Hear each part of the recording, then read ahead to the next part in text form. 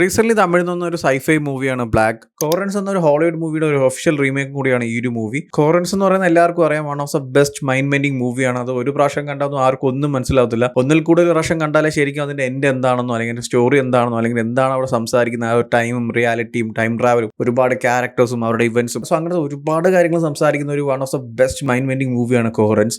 അങ്ങനത്തെ ഒരു മൂവിയുടെ റീമേക്ക് ആയിട്ട് വരുമ്പോൾ അതിന്റെ പ്രസന്റേഷനും സ്റ്റോറി ടെല്ലിംഗ് ആ ഒരു ലെവലിൽ വന്നില്ലെങ്കിൽ ശരിക്കും ഒരിക്കലും വർക്ക് ആവത്തില്ല. പക്ഷേ ഈ ഒരു മൂവിയിലോട്ട് വരുമ്പോൾ നമ്മൾ കോറൻസിൽ ഒരുപാട് മൈൻഡ് ബെൻഡിങ് ആയിട്ടുള്ള അല്ലെങ്കിൽ നമ്മൾ കിളി പറത്തുന്ന ഒരുപാട് ഐറ്റംസ് ഒക്കെ കണ്ടിട്ടുണ്ട്. പക്ഷേ ഇവിടെ എല്ലാം ഭയങ്കര സിമ്പിൾ ആയിട്ടാണ് എനിക്ക് ഫീൽ ആയത്. സിനിമ ഓവറോൾ എനിക്ക് ഇഷ്ടപ്പെട്ടു, നല്ല അടിപൊളിയായിട്ട് തന്നെ പ്രസന്റ് ചെയ്ത് വെച്ചിട്ടുണ്ട്. പക്ഷേ കോറൻസ് വെച്ച് നമ്മൾ കമ്പയർ ചെയ്യുമ്പോൾ ഈ ഒരു മൂവിയിൽ ഒരുപാട് ചേഞ്ചസ് അവർ കൊണ്ടുവന്നിട്ടുണ്ട്. കോറൻസിലാണെങ്കിൽ ഒരുപാട് ക്യാരക്ടേഴ്സ് ഉണ്ട്, അവിടെ നടക്കുന്ന ഇവന്റ്സും ആ ഒരു ലൂപ്പും റിയാലിറ്റിയും അവിടെ ഉണ്ടാകുന്ന ചേഞ്ചസും അങ്ങനത്തെ ഒരുപാട് കാര്യങ്ങളുണ്ട്. പക്ഷേ ഇവിടെ വരുമ്പോൾ ആകെ 2 ക്യാരക്ടേഴ്സ് ഉള്ളൂ. അവർ ഫേസ് ചെയ്യുന്ന ആ ഒരു ടൈമും റിയാലിറ്റിയും അതിനിടയ്ക്ക് നടക്കുന്ന ഒരു ടൈം ട്രാവലും അങ്ങനത്തെ ഒരു കോൺസെപ്റ്റാണ്. പക്ഷേ ഇവിടെ ഭയങ്കര ഡീറ്റെയിൽ ആണ് കാര്യങ്ങളെല്ലാം. അത്രമാത്രം കുഴപ്പിക്കുക അല്ലെങ്കിൽ ഭയങ്കര കിളി പറയുന്ന ഐറ്റമൊന്നുമല്ല. സിനിമ സ്റ്റാർട്ട് ചെയ്ത് ആ ഒരു പോയിന്റ് കഴിയുമ്പോൾ പിന്നീട് നടക്കുന്ന ഓരോ ഇവന്റ്സ് നമുക്ക് ഡീറ്റെയിൽ ആയിട്ട് അവർ ക്ലിയർ ചെയ്ത് തന്നെ പോകുന്നുണ്ട്. ആൻഡ് ക്ലൈമാക്സ് പോലും പ്രോപ്പറായിട്ട് എന്താണോ ഇതുവരെ നടന്നിട്ടുള്ളത് അല്ലെങ്കിൽ എന്താണോ ഇവർ ഫേസ് ചെയ്ത സിറ്റുവേഷൻ അത് വളരെ ക്ലിയർ ആയിട്ട് തന്നെ ഒരു സിനിമയിൽ സംസാരിച്ച് എൻഡ് ചെയ്യുന്നുണ്ട്. സോ അതാണ് ഞാൻ പറഞ്ഞ അത്ര സിമ്പിൾ ആയിട്ടാണ് ഈ ഒരു മൂവി പ്രസന്റ് ചെയ്തിരിക്കുന്നത്. ആ ഒരു കോറൻസ് എന്ന മൂവിയിൽ സംസാരിക്കുന്ന ആ ഒരു കോൺസെപ്റ്റും അല്ലെങ്കിൽ ആ ഒരു ടൈം ട്രാവലും ലൂപ്പും എല്ലാം ഇവിടെ ഉണ്ടെങ്കിലും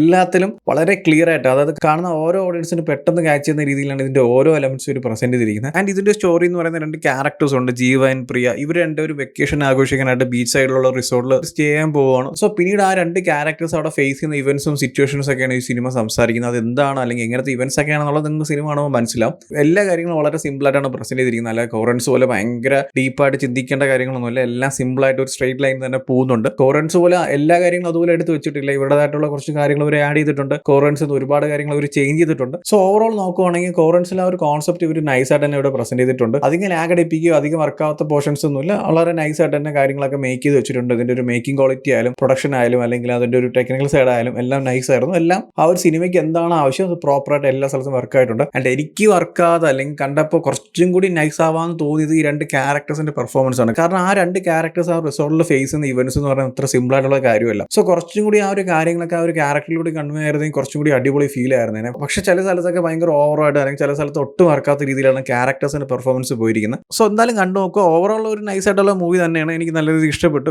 കോറൻസ് എന്ന ഒരു മൂവിയുടെ കോൺസെപ്റ്റും ആ ഒരു സ്റ്റോറി ടെല്ലിങ്ങിനൊക്കെ വളരെ ഡീസെന്റ് ആയിട്ട് തന്നെ ഈ ഒരു മൂവിയിൽ അവർ പ്രസന്റ് ചെയ്ത് വെച്ചിട്ടുണ്ട്. സോ എന്തായാലും ചെക്ക് ചെയ്ത് നോക്കുക. ഓൾറെഡി ഈ ഒരു മൂവി കണ്ടവരാണെങ്കിൽ നിങ്ങളുടെ ഒപ്പീനിയൻസ് എന്താ വെച്ചാൽ കമന്റ് ചെയ്യൂ. വീഡിയോ ഇഷ്ടപ്പെട്ടാൽ ലൈക്ക് ചെയ്യൂ, ഷെയർ ചെയ്യൂ. ഇതുപോലത്തെ കൂടുതൽ വീഡിയോസിനെ ചാനൽ സബ്സ്ക്രൈബ് ചെയ്യൂ. Thank you so much.